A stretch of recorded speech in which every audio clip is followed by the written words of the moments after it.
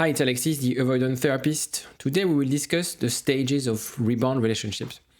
The reason I decided to record this video is because sometimes it's very hard to really understand what's going on with our ex, especially when they're dating someone. The temptation is to think, they moved on, they're winning the breakup. You'll see in this video that depending on where they are in the process, your ex will go through 6 different stages, and it's important for you to understand those stages should you want to assess, if you have a chance of getting back with them, assess whether you should move on and give up trying to get back with them. I'll explain everything after the jingle. So let's start by defining what a rebound relationship is. So a rebound relationship is when you start rebounding after a breakup. So basically you start right away. You don't have enough time to heal, to reflect, to process things. You start again a new relationship. It could be perceived, and that's sometimes how people do it, as replacing you. In fact, they're not replacing you, but they feel, I replace that relationship with a new one. You have to understand that, and I'll put the link of the study, it takes usually, on average, so it could be shorter, could be longer, usually 2 years for people to feel ready to start a new, committed, serious relationship after a meaningful relationship. So when you break up from a meaningful relationship, you can't expect to be stable emotionally, to be ready to date, usually before 2 years. Now, rebound relationships is usually before those 2 years mark, these 2 years marks, usually days, weeks. The rule is less than 3 months, because if that person that you dated, who had something special with you, is able to start a new relationship so quickly, to me, that's a sign that this relationship, the agenda or the driver of the relationship is not so much about, yes, this attraction, yes, this chemistry, but it's more about avoiding the loss. It's more about distracting themselves from the breakup. Even if they took the decision to end the relationship, don't get me wrong. It's not always the one, the dumpy who will rebound, could be the dumper. And it's also important for you to really understand that your partner, your ex, if they started the relationship quickly after the breakup, they are in a way using this person to process, to heal from the breakup. Obviously, that's not the right way to process a breakup. And we'll see in a second that he or she will go through different stages. The first stage, which is similar to the stage people go through after a breakup, is the relief stage. In a way, I felt trapped. Now I have this new relationship. I can look forward. That's also the thing people have a hard time dealing with after a breakup, is they feel like I have no future. We had those projects together, we had these day-to-day habits, now they're gone, and so I need to rebuild my life. So if you have a hard time, for instance, dealing with this breakup, it's about adding things to your life where you feel a sense of purpose. I made a lot of videos on this, but it's very important. You reflect on the past, but it should be only 10% of what you should spend your energy and time focusing on. The next 90% is about what can I do right now and what can I control, and design your life around that. So when you start a new relationship, obviously that's sorted. I have planned because I have someone as some sort of a structure, something to look forward to.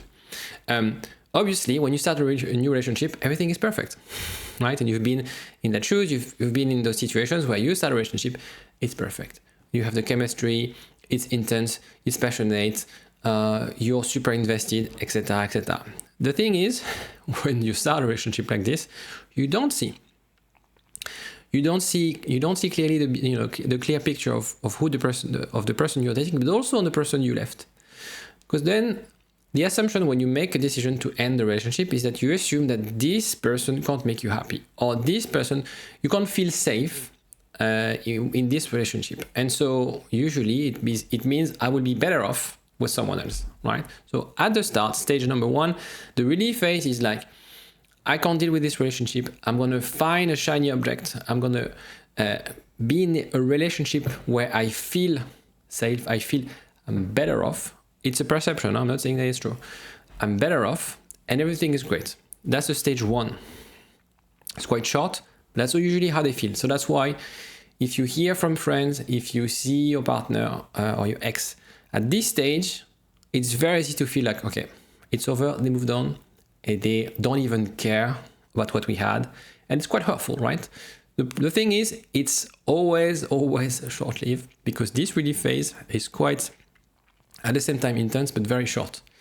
Then we have the second stage. The second stage is the guilt. Around 3 months mark is when the hormones from the honeymoon phase begin to fade. The honeymoon phase is usually between 3 and 9 months, but studies have shown that you have 90 days where it's very high in dopamine, high in oxytocin.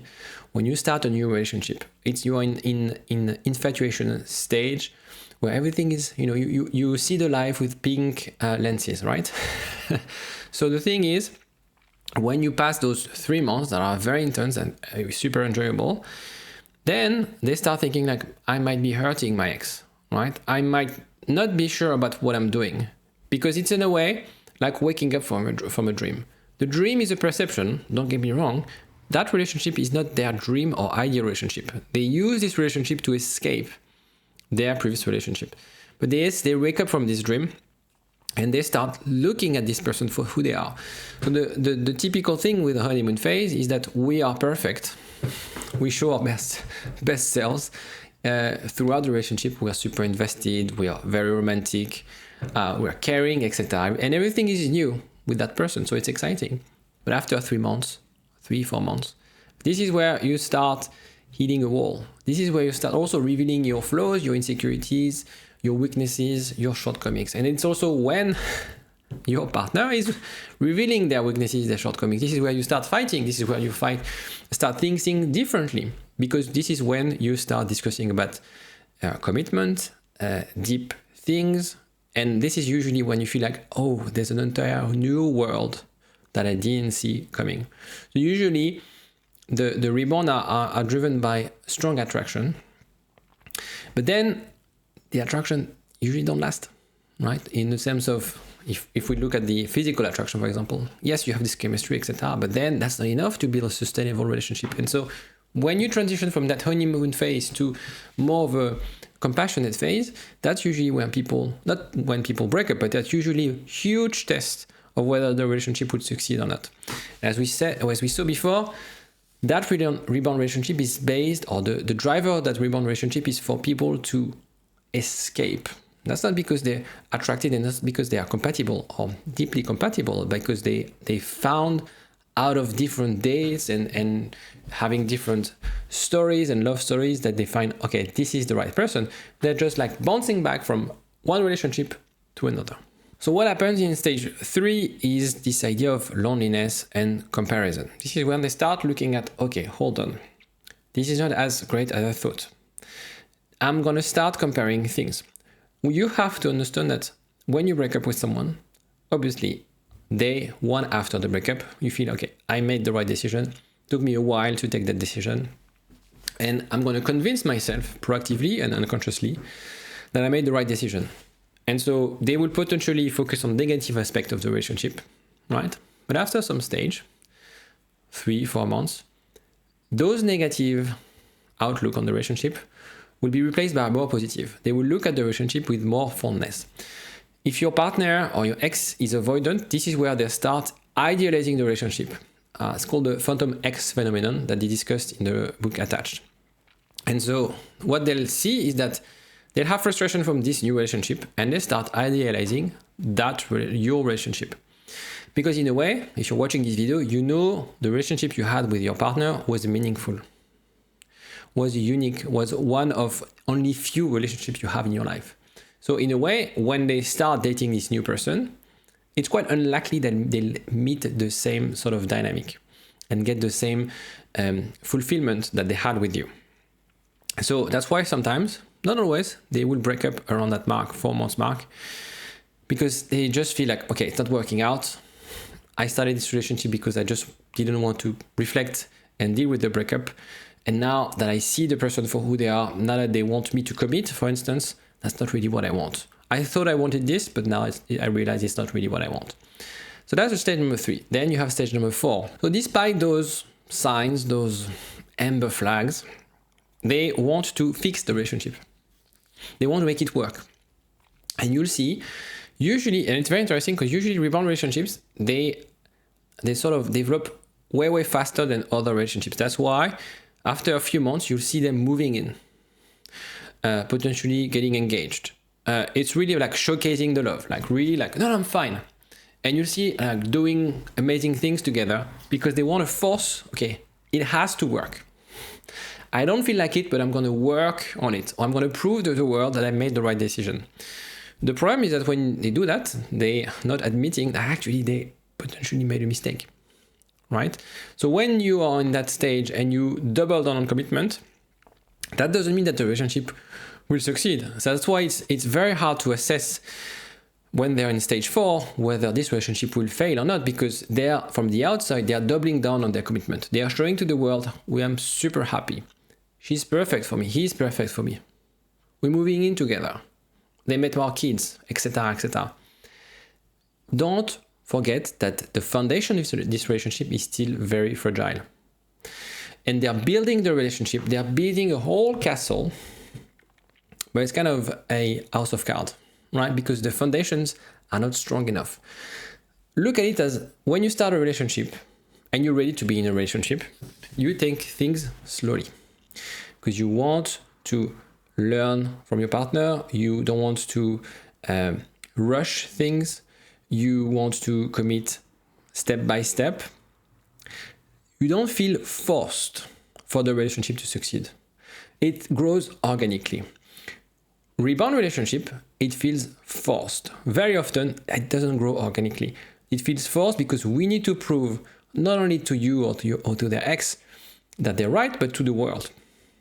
I took the decision to end this relationship. I took the decision to start this new rebound. Therefore, I have to do everything in my power to make it work. That doesn't mean that it's going to work out. Because the foundation, because the reason they're together is not the right reason for starting a relationship. They're using this person to heal, right? And that's why rebound relationships usually fail. Now, stage 5. This is when they realize it's not working, right? This relationship is actually not providing the fulfillment that I hoped for. This relationship doesn't compare to what I had with my ex. And you have this hormonal 90-day rule. It depends on the study you look at, but usually, again, you transition from this very high in dopamine, oxytocin phase to more of a compassionate love, where you need more than just passion. Like you need commitment. You need the other one to discuss things, to respect your needs, to understand your needs, to communicate properly, etc., etc. And that's why most of the time we see after stage 5, most rebound people start being curious about their ex, start wondering what they are doing, because deep inside they're already starting to prepare for that new relationship, to close this chapter with this rebound, because they've experienced something high in emotion, very intense, but that is dying quite rapidly, and they want to assess, okay, I don't like this relationship. I don't want to be in that dynamic. I was wrong. It's very hard for them to admit that they were wrong, but they were wrong. So now I'm going to be wondering what's going on with you.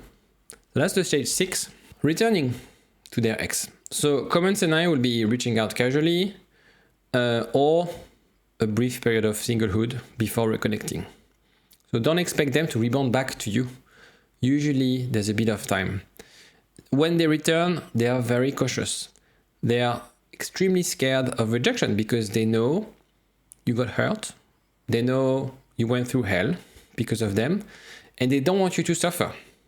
And usually, even though they have a stronger motivation to get back with you, they're still not sure. And so that's why they are progressing very cautiously, because they want to manage your expectations as well. That's why if you're open and it's really personal, maybe you don't want to take them back because you feel like that's too much of a betrayal for them to start a relationship so quickly. But if you're open to reconciling, be super careful. Be intentional. Take your time. Assess whether this time him, her, and you have the right setting, the right dynamic, the right structure to make it work this time. Because if you start again and you have exactly the same dynamic, the same understanding, the same communication style, you will break up eventually. So the whole point, and regardless whether they're in a rebound or not, should you want to make it work this time, some things need to change. It needs to change from your end. It needs also to change from their end. And it's very important to assess, because I don't want you to, okay, they broke up with their rebound. They are messaging me. We are back in the game. Great. That's what you want. But you also want the right relationship for you. Because the problem is, and I've seen that in few cases, it's quite easy to get back with someone after a rebound, because sometimes people use breakup as a way to detach, as a way to communicate. They rebound because they don't want to deal with things, and then they get back. But that's not really stable. That's not a really mature way to deal with things, to deal with problem. So this is a very important, very, very, very important aspect of reconciling with someone who dated between breakup and reconciliation is, can we make it work? Can it change? If you do the work, your relationship will be stronger than before.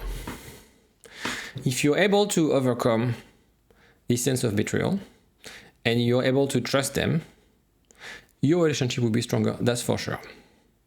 But you have to do work, they have to do the work. And it's very important for you to be clear on this. I don't want you to get back with them at all costs. Okay? I want you to get the right relationship. Could be with them, could be with anyone else. If you have any other questions regarding rebound relationships, let me know in the comment section. Have a look in the description. I will put some tools, some things you could read, watch, download, etc. for free. And I'll see you next time. Take care.